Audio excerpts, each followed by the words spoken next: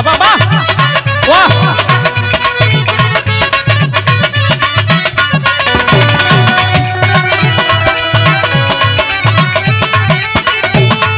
जिया जिया से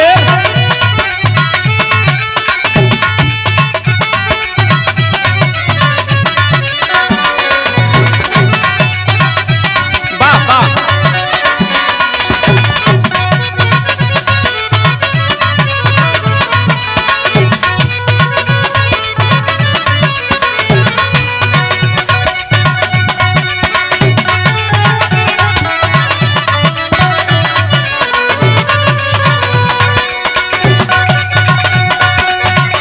जिया जिया भैया।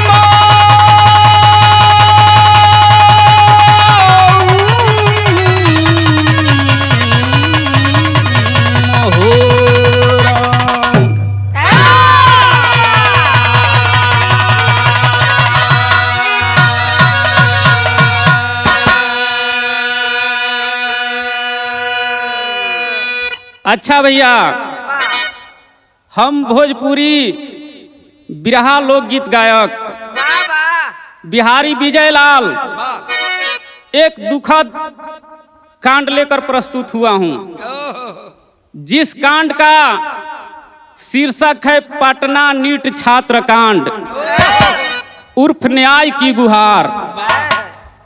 ऐ बाबू, उस बच्ची को मैं श्रद्धांजलि अर्पित करता हूं जिस बच्ची ने सफेद पोशों वालों के चलते अपनी इज्जत के बचाने के चलते अपनी जानों को कुर्बान कर दी। आज पूरे हिंदुस्तान इस घटना से शर्मसार है। लेकिन कवि जी 4 लाइन के भूमिका लिखलन कैसे? शर्म से झुकी गया भी सभी जाई तिरंगा, जहाना रियो का बलात्कार होता,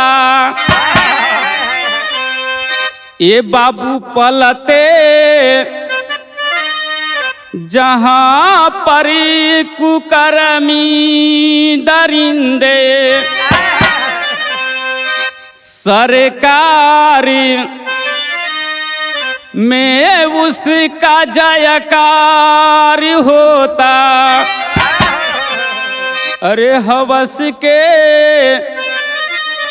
लुटेरा लूटे जिस्म को, मासूम अबला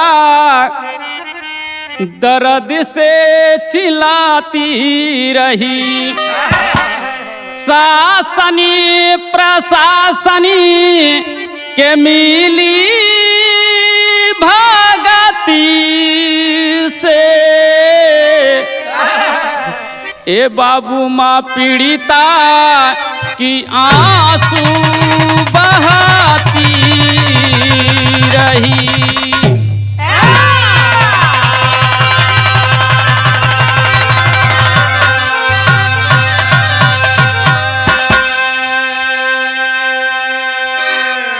अरे बाबू, हमारे हिंदुस्तान को सोने का चिड़िया कहा जाता है।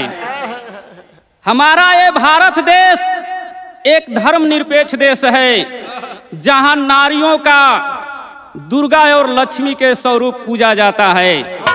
लेकिन आज के इस सरकार में नारियों को सरेआम इज्जत के साथ धज्जियां उड़ाई जाती है। कहीं बेटी को रोड पर टांग लिया जाता है। इसी कारण अमेरिका के राष्ट्रपति ट्रंप ने इसको बताया कि भारत नरक का द्वार है। अरे बाबू, आज भारत की गरिमा कैसे डूबे लागल। कवि जी एक लाइन गजल लिखलन का,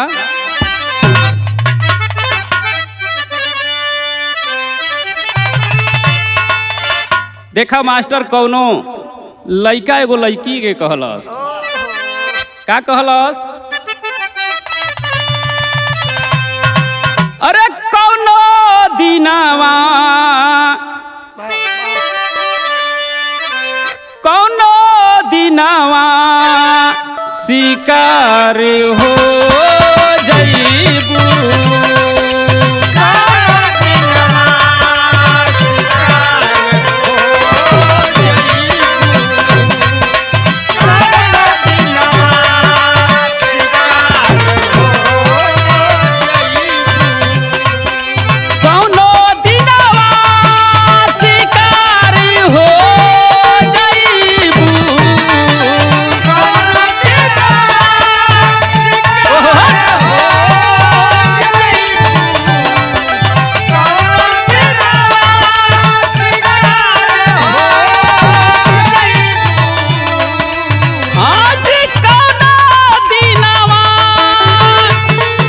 हमार हो जईबू,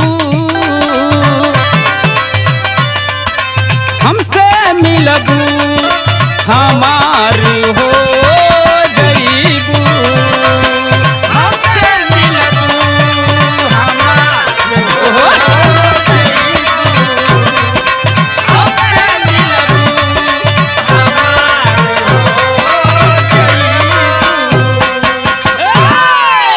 लेकिन कवि जी यह कानून के ऊपर एक लाइन भाव लिखलन का,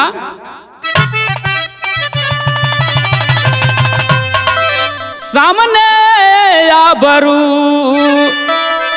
नीलाम होते देखा,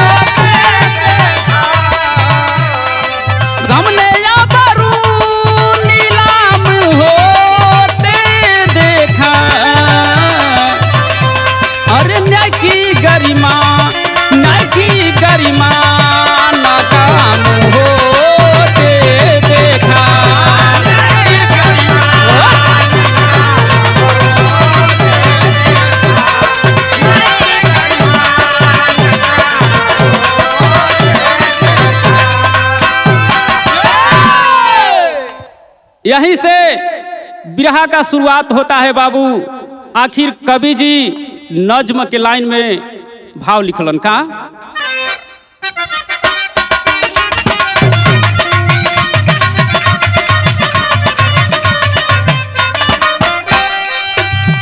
अरे पटना बिहार,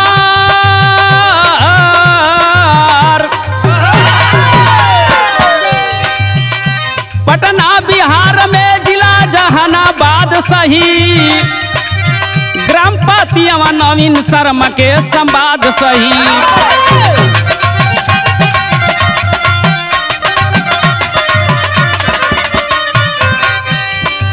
माता पूनम देवी के गोदी 2 संतान रहे, बेटी गायत्री बेटा विक्रम भी सयान रहे।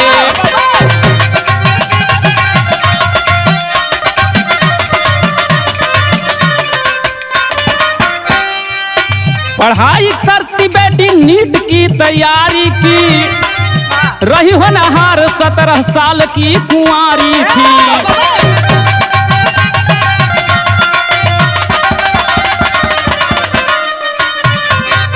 हमारे सरकार की कहना है बेटियों के ऊपर, पढ़ेगी बेटी तो भविष्य को संवारेगी, पढ़ेगी बेटी तो भविष्य को संवारेगी, मम्मी पापा के बोझा एक दिन उतारेगी।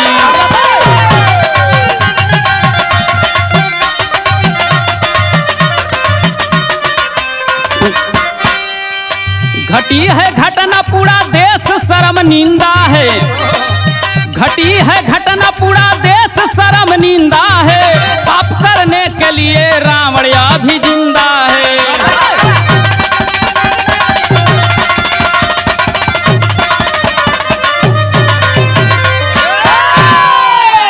अरे भैया कहानी साफ साफ समझ ली, शीशा लेखा झलक जाई। जिला जहानाबाद, पटना बिहार में, थाना सुकुड़वा, ग्राम पतियावा के एक कहानी है। पतियावा के रहे वाला बहुत गरीब परिवार नवीन शर्मा, पत्नी के नाम पूनम देवी बतावल गईल।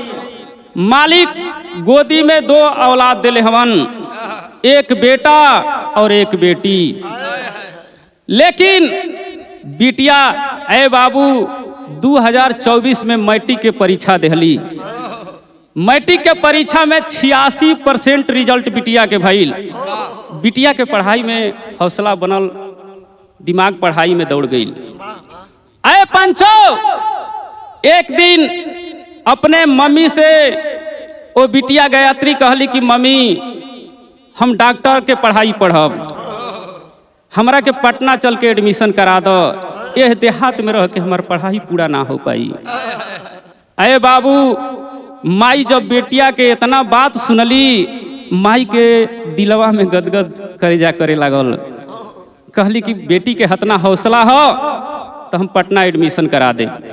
जवनी समय वो माई पूनम देवी और पिता नवीन शर्मा ओह बिटिया के लेके पटना के ओर एडमिशन करावे बदे चलन, वो समय कवि जी एक लाइन गीत लिखलन का,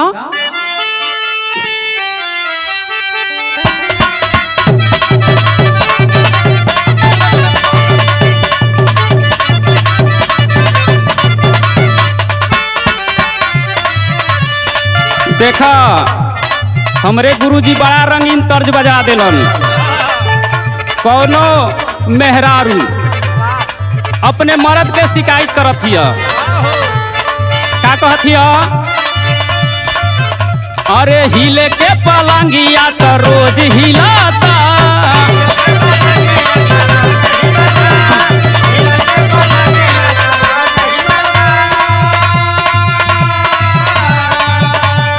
उ मेहरारू अपने सखीन से बतावत हिया, अरे हिले के पलंगिया तो रोज हिलाता,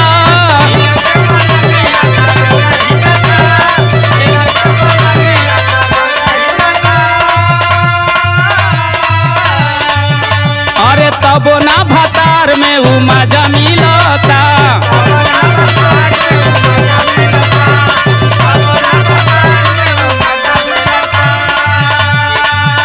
अरे हिले के पलंगिया तो रोज हिलता, तबो ना भतार में उ मजा मिलता,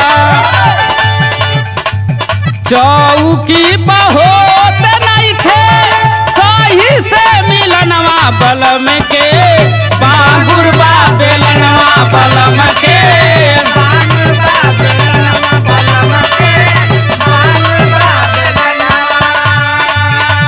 बलम के बांगुर बा बेलनवा, बलम के बांगुर बा बेलनवा बलम के,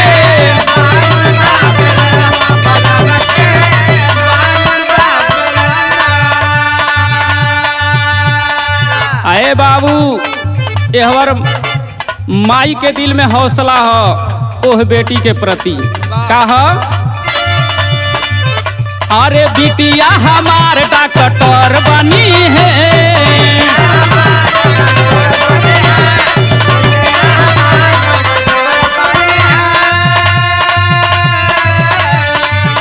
अरे नाही तो कौनो अफसर बनी है।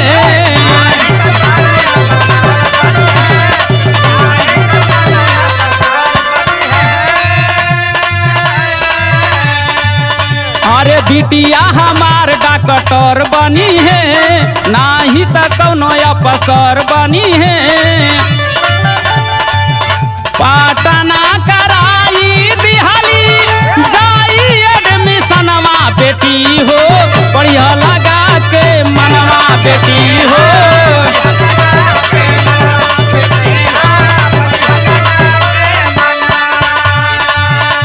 अरे बाबू एहवर बिटिया के लेके जौनी समय ओ माई बाबू पटना में पहुँचलन।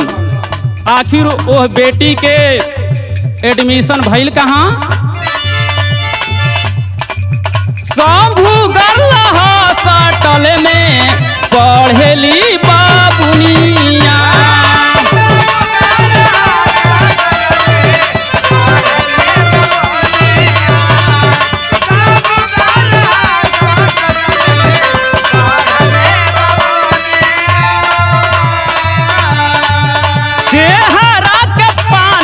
चमके जैसे हो चांदनिया।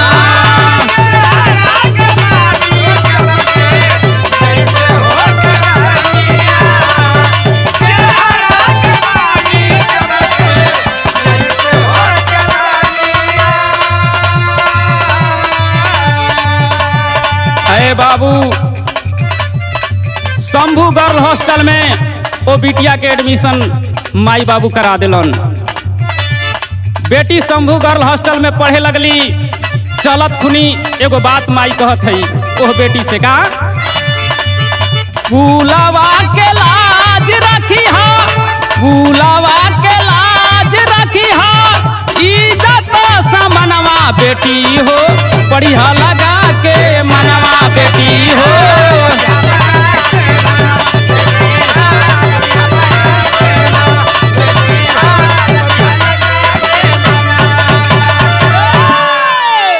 अरे बाबू ओ बेटी के शंभू गर्ल हॉस्टल में एडमिशन हो गई। उस शंभू गर्ल हॉस्टल के मालिक मनीष रंजन बताया गया और जो संचालिका है वो नीलम अग्रवाल और वार्डन नीतू अग्रवाल। इन्हीं लोगों के देखरेख में बहुत से बच्चियां पढ़ रही थी। अरे पंचो समय बीतत गई। इतना ही नहीं, वो लड़की इतना तेज थी कि हर बच्चियों में अगर टेस्ट परीक्षा होता था तो प्रथम अंक लाती थी। अरे बाबू जवनी समय सब बच्ची पढ़त थी, धीरे धीरे समय बीतल। 25 दिसंबर 2025 आ गई। वह समय बड़ा दिन के शुभ अवसर पर वो हॉस्टल का छुट्टी होता है बाबू। सब बच्चियां अपने अपने घर चल गई और वो गायत्री बच्ची बच गई उस हॉस्टल में। वो भी अपने मम्मी पापा तो फोन की कि मम्मी पापा आओ और हमको लिया चलो। अरे बाबू जौनी समय माई बाबू अइलन वो बिटिया के लेके अपने निजी वाहन से गांव के ओर चलन। वो समय के दृश्य कहा, गांव घर कहत कहा, एक लाइन तर्ज लगा।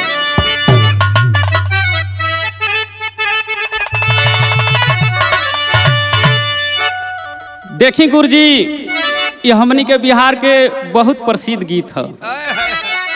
माई बहन जब देवी स्थान पर जाली या कोनो लगन के शुरुआत होला तो गावेली कैसे कि अरे निबिया की डाढ़ी मैया और लावेली झिलुहावा हो कि झूली हो झूली ना।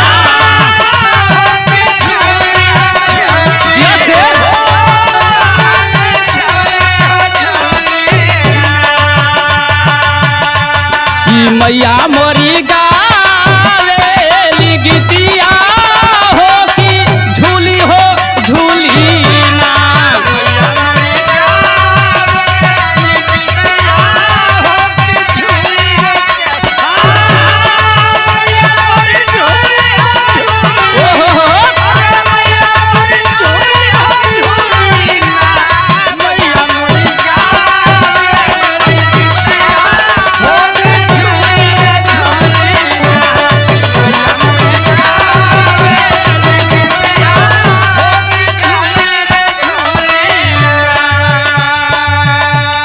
अरे बाबू माई बाबू ओ गायत्री बेटी के लेके जौनी समय घर के ओर बढ़ल बानन, ओ समय कवि जी अपने कलम से लिखत हवन का, पहली जनवरी नया साल शुभ दिनवा हो बिटिया आई हो गईली ना,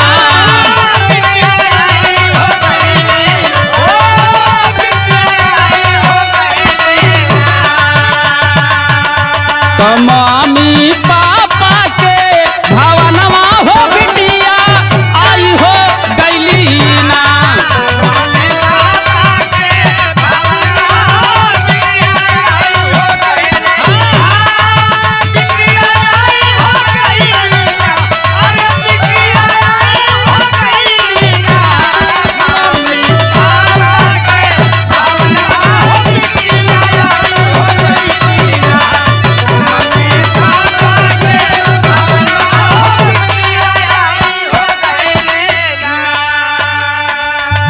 अपने मम्मी और पापा के साथ जौनी समय गांव में वो बिटिया पतियावा पहुंचल वाली, सखी सहेली गांव घर आपस में बतियावत ह, बड़ा खुश ह कि आज नवीन शर्मा के लड़की यह गांव के नाम रोशन कर दही। वो समय भइल का, खुशिया में झूमे सब गाँवा नगरिया,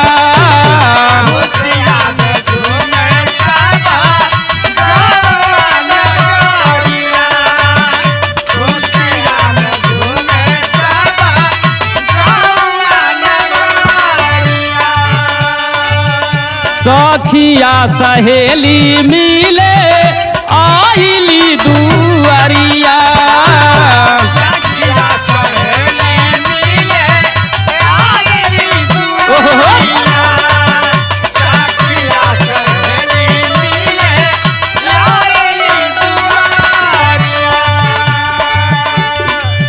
छवा जनवरी कैली, छवा जनवरी कैली पटना के पयनमा हो बिटिया आई हो गईली ना,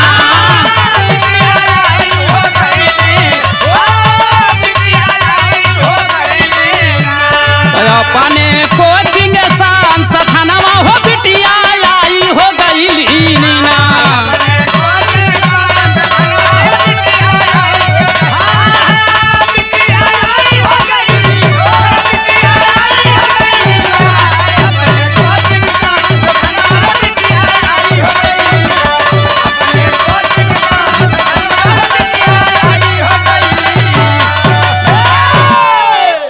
बाबू 25 दिसंबर को वो लड़की अपने गांव पतियावा में जाती है।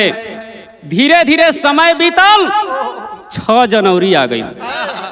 6 जनवरी के बिटिया अपने मम्मी से बतौली कि माई ढेर दिन हमरे अइले हो गई, अब अपने हम ओ क्लास सेंटर में जाई। अरे बाबू माई झोरा सामान सरियौली, बिटिया के जहानाबाद गाड़ी धरावे भदे अइली।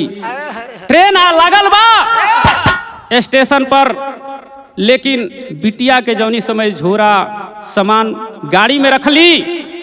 आज बेटी से एक बात समझावत है कि बिटिया तू ही हमार यह गरीबी के दिन दूर करबू, हमार बहुत गरीबी से हम झेलत हई, तोहरे पर हमार आस बा। अरे बाबू बेटी आंख में आंसू लेकर कहती है कि माँ घबराओ मत, मैं तेरे गरीबी के दिन दूर करूंगी। अरे बाबू गाड़ी छूट जाती है, तब तक समय बीतल बा। वो गाड़ी पटना पहुंच गई लगभग 3 बजे, और बेटी उस गाड़ी से उतरती है। अरे पंचो 3:45 पर अपने वो शंभू गौर हॉस्टल में एंट्री कर गई। समय बीतता गया, रात 9 बजल बा। माई के दिल में चिंता बा कि बिटिया हमार पहुंचल कि ना पहुंचल। अरे बाबू एक बार माँ अपनी बेटी तो फोन करती है, बेटी फोन उठाती है। माँ पूछली कि क्या बेटी अच्छी ढंग से पहुंच गई? बिटिया बोली कि हाँ माँ अच्छा ढंग से हम आ गई। क्या खाई बेटी? बेटी बताती है रोटी और आलू बैगन की सब्जी। इतना ही कहकर अरे बाबू फोन कट जाता है। माँ को क्या पता था कि यही कॉल मेरे बेटी का अंतिम कॉल है। ए पंचो, एह बार उसी हॉस्टल से मिली जुली 4 गदार 10 दिन से वो बेटी के वेटिंग करते रहलन। आज वो चारों गदार उस हॉस्टल में घुस गईलन। आ जौनी समय घुस गईलन वो समय कवि जी टेढ़ी में लिखलन का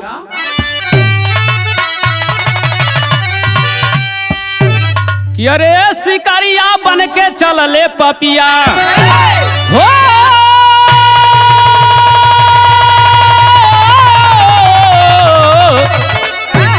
ए बाबू शिकारिया बन के चलले पपिया, तब बिटिया करे पढ़ाई हॉस्टल के भीतरिया।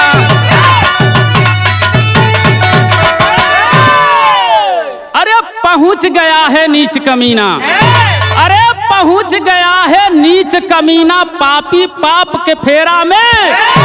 अरे चिटकीली खोल कर घुस गया बिटिया के अंदर डेरा में, पकड़ लिया है नरम कलाई। अरे पकड़ लिया है नरम कलाई, कांच कली मुरझाई है। अरे बच्चा लो नीतू दीदिया के बिटिया ने चिल्लाई है। अरे बाबू जवनी समय चारों पपिया हो पंचो, आज वो हॉस्टल में घुसल हवन। बिटिया अवाक हो जाती है। बाहर कैमरा लगा हुआ है। आखिर 21 तरह से किस रास्ते से ये चारों गदार मेरे कैमरे में आ गए। अरे पंचो, वो चारों पपिया आज बेटी के साथ गंदी हरकत करना चालू कर दिए। बेटी समझ गई कि अब मेरा जान नहीं बचेगा। नाम धक्कर चिल्लाती है, नीतू दीदी, मनीष भैया, हमको बचा लो भैया। 4 गो गदार हमारे रूम में घुस गए हैं। अरे बाबू वहां पर सुनने वाला कौन था। आज वो गायत्री बेटी वो चारों दुराचारी के सामने हाथ जोड़कर रोती है, बिलखती है। एगो बात कहली का,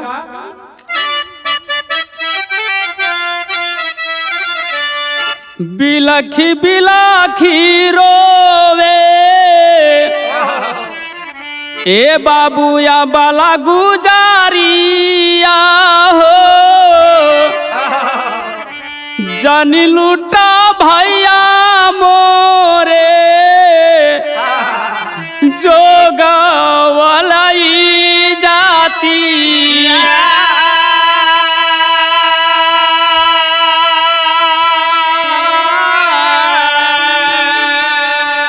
धर्म के बागिया में ए भैया दगिया लगावा जानी। अरे कवन मुँह देखाई जाई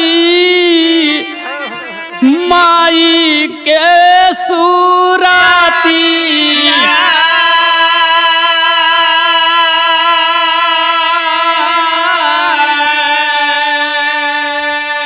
बेटी अय पंचो चारों पपियन के सामने बिलखत है, रोवत है, लेकिन वो पापी सुनने वाला कौन कहाँ था। करता है क्या कि अरे कोरे दमानावा में दगिया लगावा जानी। अरे भगिया उजाड़ा जानी मोरा की समाती।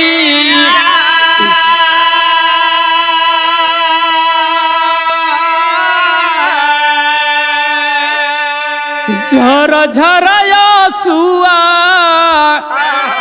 ए बाबू बहावेली बिटिनिया हो, कोई नहीं करे बाबू आई के मादाती।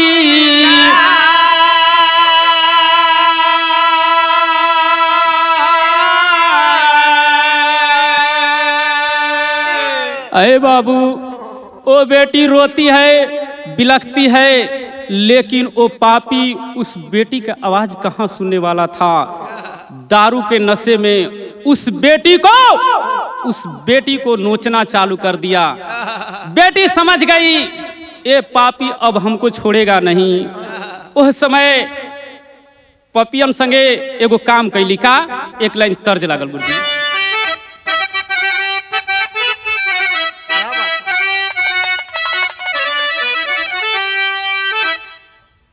वही गीत के लाइन बा का कि अरे गंगा माई के ऊंची बा अररियानु हो, जे पर बैठे भगवान। लेकिन अय बाबू, वो चारों बलात्कारी उस लड़की के साथ कैलन का, अरे टूटी पड़ले चारों बलती करियानु हो, कैले जुर्म अत्याचार।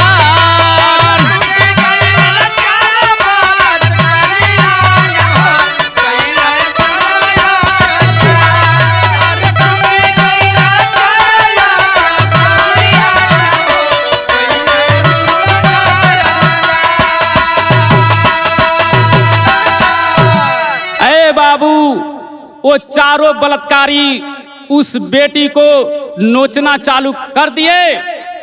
आज बेटी छपटा रही है, इधर उधर भाग रही है। इतना ही नहीं, अरे बाबू 2 घंटे उस बलात्कारियों से बेटी जंग करती रही।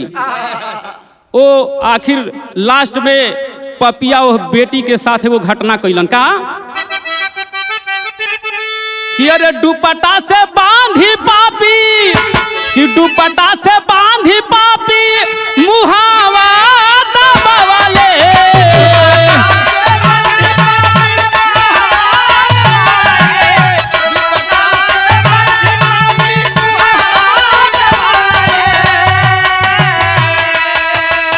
परपारी हवसा के लगिया बुझावले।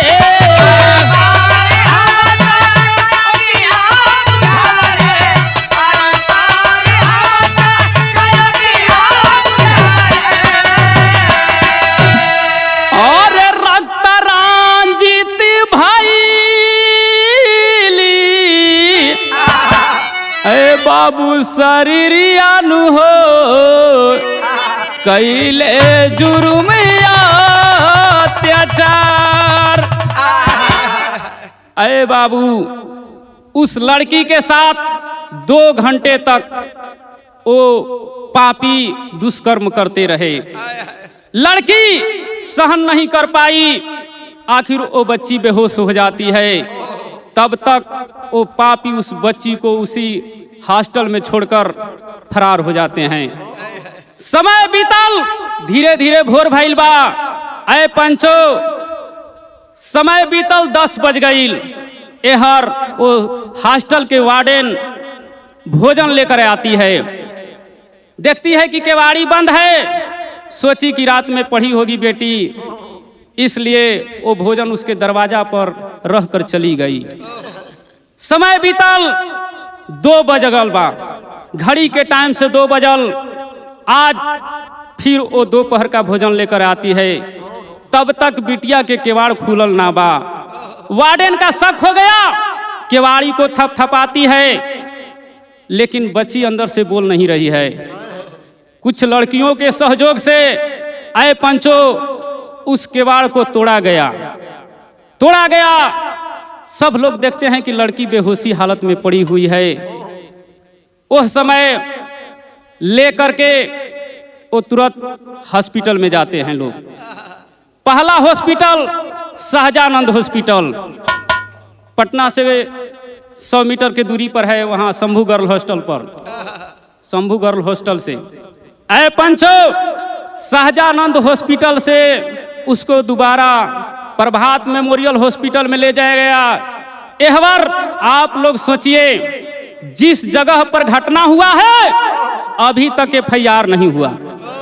यह बार इतना ही नहीं, दूसरे के फोन से घर पर फोन कराया जाता है नवीन शर्मा के पास कि आपकी बेटी बेहोशी हालत में पड़ी हुई है। अरे बाबू, इतना बतिया हो पंचो।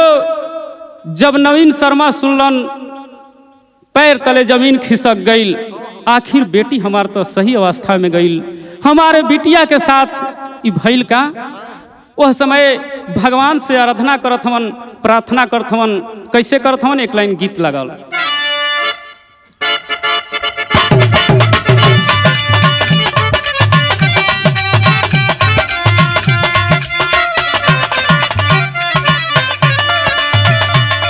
कौनो आशिक के आशिकी छोड़ के धोखा दे दिलस। कहत पका बजावा ले बाजनिया हो रोवे डोलिया ले कहाँ।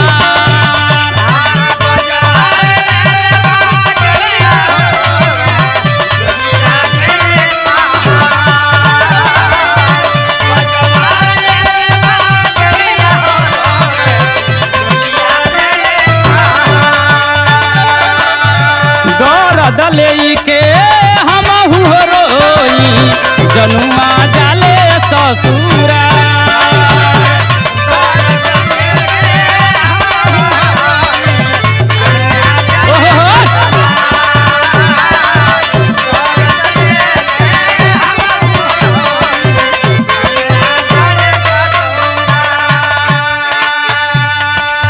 आए बाबू, एहवर माई बाबू भगवान से विनती करत हवन।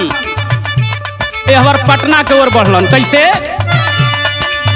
छाती पीटा पीटा माई हो रोवे बाबुआ सुधा।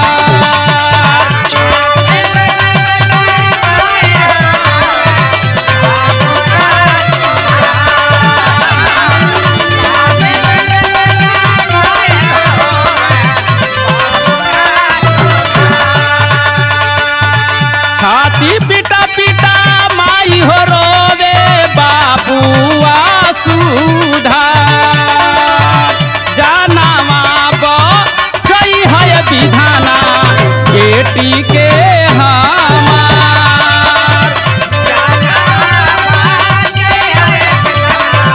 बेटी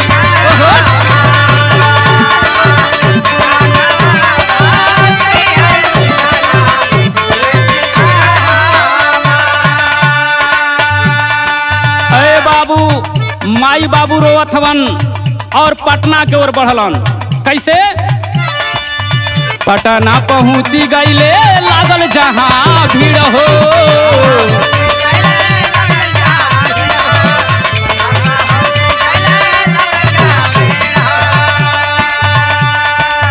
माई बाबू अंदर गईले भीड़िया के चिर हो।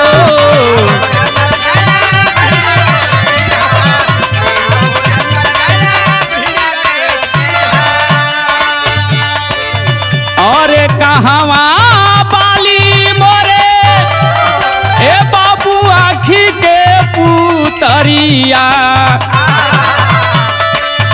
कहवा बाली मोरे आँखी के पुतरिया मुहावा देखबा एक बार।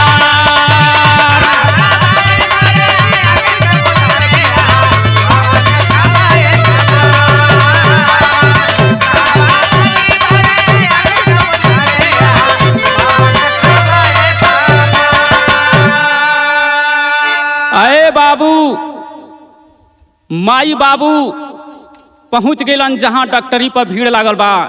भीड़ के चीरते हुए माई बाबू अंदर गईलन। आखिर हमार बच्ची कहाँ बिया। अरे पंचो, जवनी समय कंप्यूटर उस मम्मी और पापा को लेकर उस बच्ची के पास जाते हैं। आज अरे पंचो, बिटिया के जवनी समय माई बाबू देखलन, आंख से झरझर झरझर आंसू बहत बा।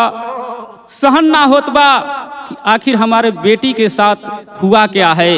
माई गौर से देखा थी बिटिया के प्राइवेट पार्ट पर नाखून का दाग है, कंधे पर नाखून का दाग है। माँ को समझने में देरी नहीं हुआ, फिर भी माँ संतोष कर कर उस बेटी को मुंह को निरेख रही है, आखिर कैसे हमार बिटिया ठीक हो जा। लेकिन ऐ पंचो, यहाँ पर तो बहुत बड़ा साजिश रचा हुआ था। यह बार कहीं ऊपर से फोन आया उस प्रभात मेमोरियल हॉस्पिटल के डॉक्टर जो सतीश था कि इस बच्ची को इसी हॉस्पिटल में मार देना है। क्यों? आखिर क्यों? क्योंकि वो बच्ची अगर जी जाएगी सब लोगों को पर्दाफाश कर देगी। आए पंचो, मम्मी बिटिया के सुरतिया के निरेखा थई, मालिक के मर्जी। समय बीतल, बिटिया 9 तारीख को अपनी माँ के सामने आंख को खोल देती है। जवनी समय आंख खुलल बा, माई के आंख से आंसू बहे लगल हो पंचो। बिटिया के माथा सुघरावे लगली, हे भगवान हमार दुहाई सुन ले लो। माँ चिल्लाती है कि मेरी बच्ची ठीक हो गई। तब तक वही प्रभात मेमोरियल हॉस्पिटल के सतीश डॉक्टर आ जाते हैं, देखते हैं कि अरे बच्ची कैसे ठीक हो गई।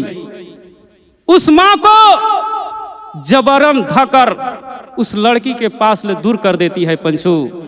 आज जौनी समय दूर कर देली, माई बाहर निकलल वाली हल्ला करने लगी, हमारे बच्ची ठीक है।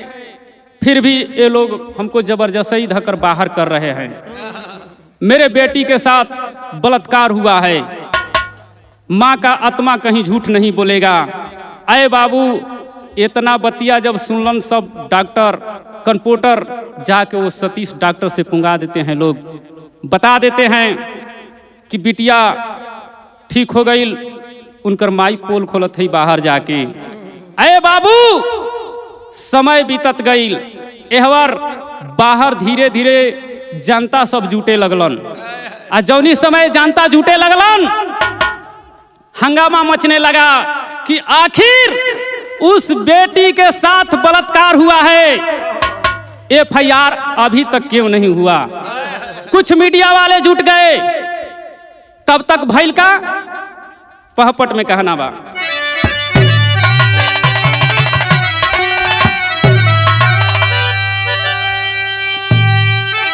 अरे हुआ हंगामा हॉस्पिटल में, कि अरे हुआ हंगामा हॉस्पिटल में पुलिस अधिकारी से।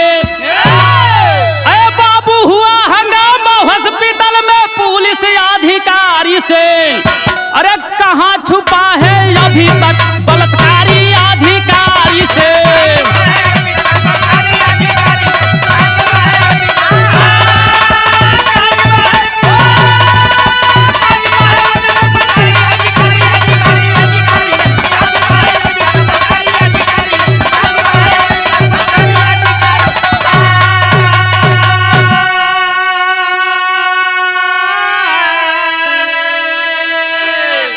पूछ रहे हैं मीडिया वाले, मीडिया के लोग जुट जाते हैं बाबू।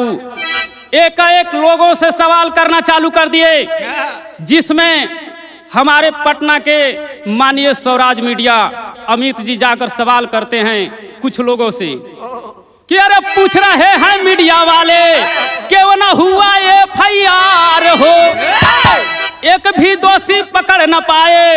अरे पुलिस और सरकार हो, अरे बचा रहे हैं मंत्री और विधायक गिरफ्तारी से।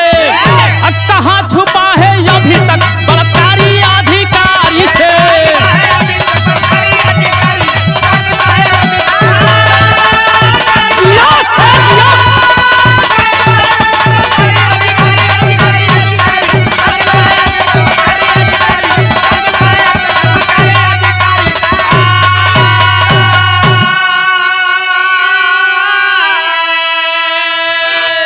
अरे बाबू, यह बार मीडिया वाले एक एक आदमी से, एक एक डॉक्टर से पूछना चालू कर दिए।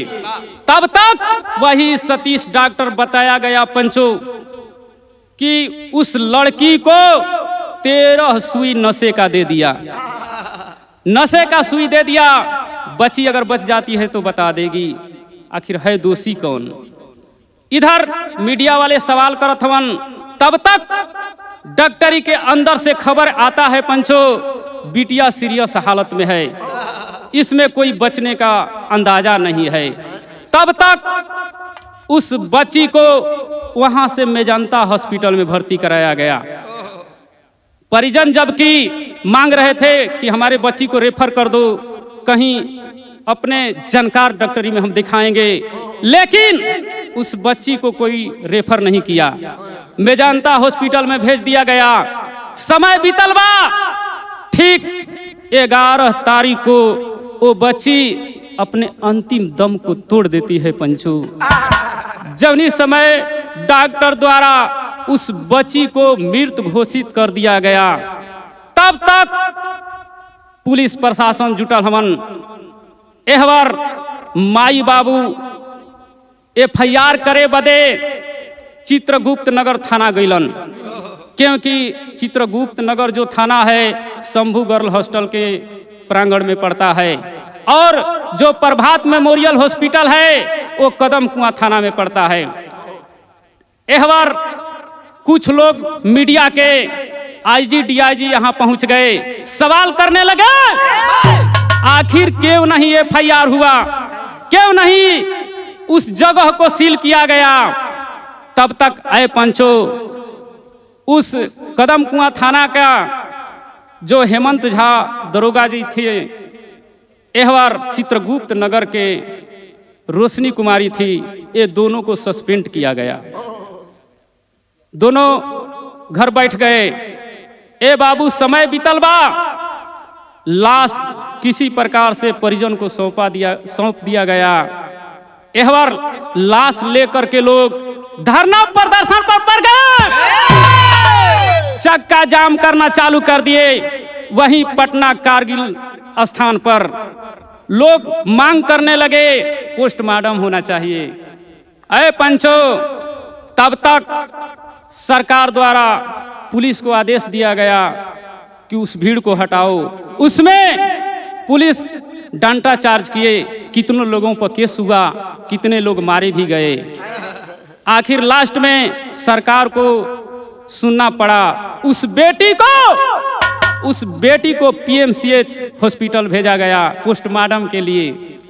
अरे बाबू, जवनी समय पोस्टमार्टम के भेजल गई, उस समय इतने ना परिजन मांग कैलन कि हमारे साथ ये छल किया जा रहा है, किसी 5 डॉक्टर के सामने इसको पोस्टमार्टम होना चाहिए और फोटो कैमरा के साथ होना चाहिए। अरे बाबू,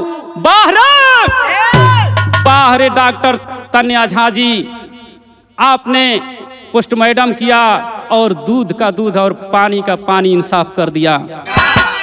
आपने उस बच्ची को पोस्टमार्टम करते हुए सेक्सुअल असॉल्ट लिख दिए, मतलब उस बच्ची के साथ दुष्कर्म हुआ है। वो पोस्टमार्टम को लेकर कागज लेकर लोग SP DIG के पास जाते हैं, लेकिन फिर भी वो IG DIG इस बात को नकार देते हैं कि नहीं, वो बच्ची नींद का दवा खाई है इसीलिए उसका मृत्यु हुआ है। वो बच्ची नींद का संशोधन कर रही थी, डॉक्टर थी, उसी में उसका जान गई है। ए पंचो, वो समय आखिर भइल का अल्लाह में कहना बा।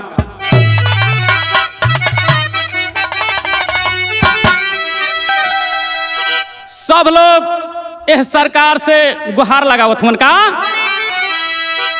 कि अरे के करे सहारे चाली, ए बाबू के करे सहारे चाली, अरे दे सके नेवरिया भैया।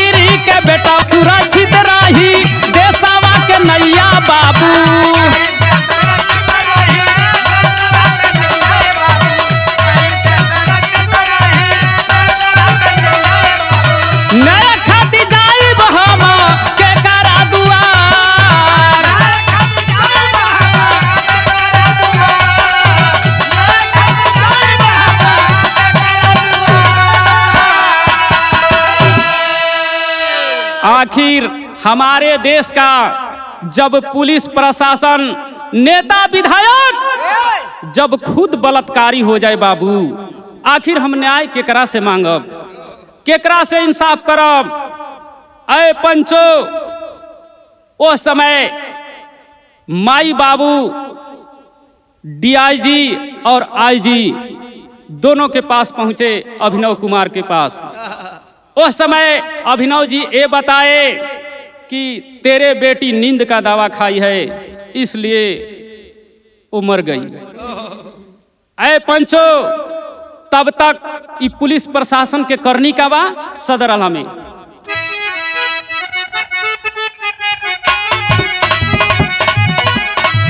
अरे पुलिस प्रशासन लिपापोती करे बाती,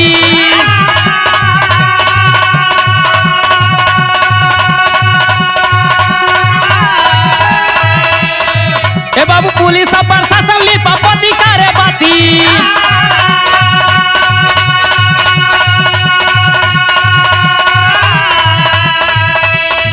अरे नींदा वाली गोली आके करे जा,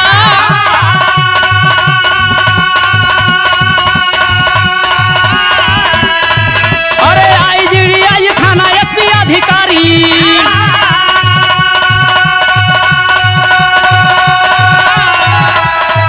अरे केसवा के फौजी बनावे सारा का,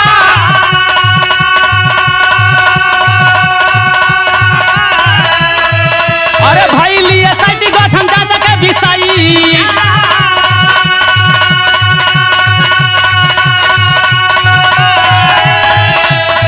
अरे सीबीआई सच के छिपावे बारबार,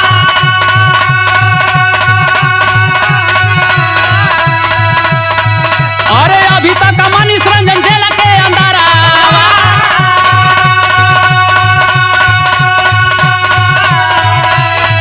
अरे जेलवा में कैद कैले पुलिस सारा का,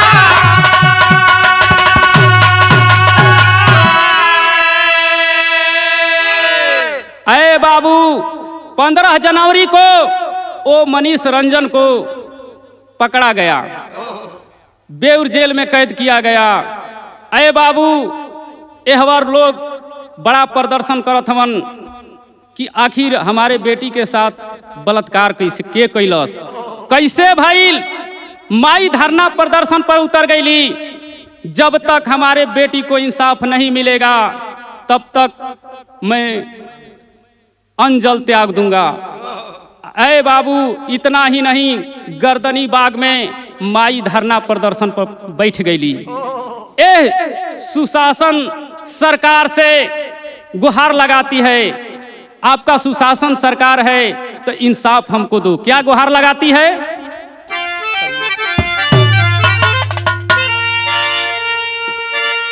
अरे माई मांगली इंसाफी, तू बताइबा कहिया, तो यही पपियन के फांसी पर झुलैबा कहिया।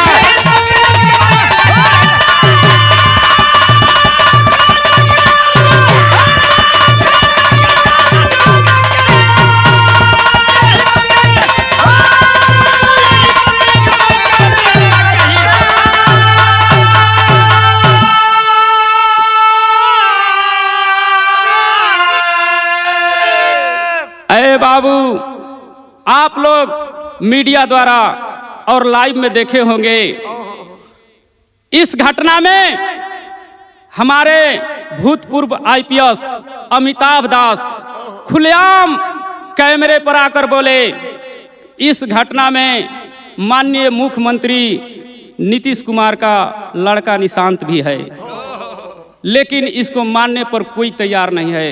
आखिर राज क्या है? इतने बड़े घटना को एक भी प्रशासन नहीं सुन रहा है, सब कान बहरा कर कर बैठे हैं। अमिताभ दास ये भी बोले कि जब ये घटना हुआ 31 जनवरी को मोदी जी नीतीश के पास फोन करते हैं, मुख्यमंत्री के पास, कि आप मुख्यमंत्री का पद छोड़ दीजिए, अन्यथा सीबीआई का सारा सबूत मिल चुका है, आपका बेटा का फांसी लगेगा।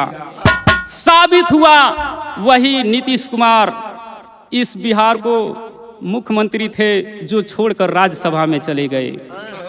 अरे बाबू, यह बार सरकार जब सम्राट चौधरी के बनल, सम्राट चौधरी ऐलान करते हैं कि मैं धरती में गड़ा हुआ दुश्मन को ऊपर कर दूंगा, अपने बुलडोजर से कुचल दूंगा। अरे पंचो, आज वो बुलडोजर है कहाँ? माँ एक सवाल करती है कि अपने रसूख रिश्तेदार के कब तक बचाओगे? जब ये साता बदलेगा, आज मुझे इंसाफ नहीं मिलेगा तो साता बदलेगा, उस समय हम इंसाफ लेकर छोड़ेंगे। माँ कहती है क्या कि अरे कब तक बचाइबा अपने रसूख रिश्तेदार के, अरे मिली जब बढ़ावा यौरी करी हम बलात्कार के। अरे दुशासन बाबू तू सुशासन लियाइबा कहिया, तही पापियन के फांसी पर झुलाइबा कही।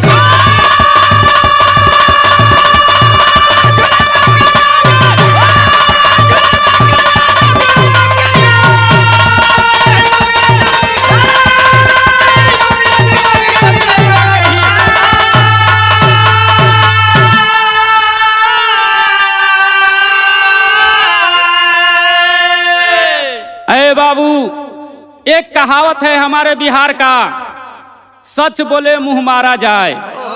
इस आवाज को हम अपने बिरहा के माध्यम से कहते हैं, चैलेंज करते हैं कि बिहार का लगभग 14 करोड़ जनसंख्या है। इस घटना में और ये भी सिद्ध किया गया कि 1400 गायक हैं। आखिर इस घटना को क्यों नहीं वो लोग साबित किए? कहानी को देने वाले हमारे मीडिया के अमित भैया के ओर से सहयोग से एक कहानी का सीरियल बना। लास्ट में कहना बका कि अरे गुरु बिहारी राम जतन, गुरु मुसई जी पहाड़ी, शोभनाथ कवि हीरा लाल के अरे कलम से निकले चिंगारी।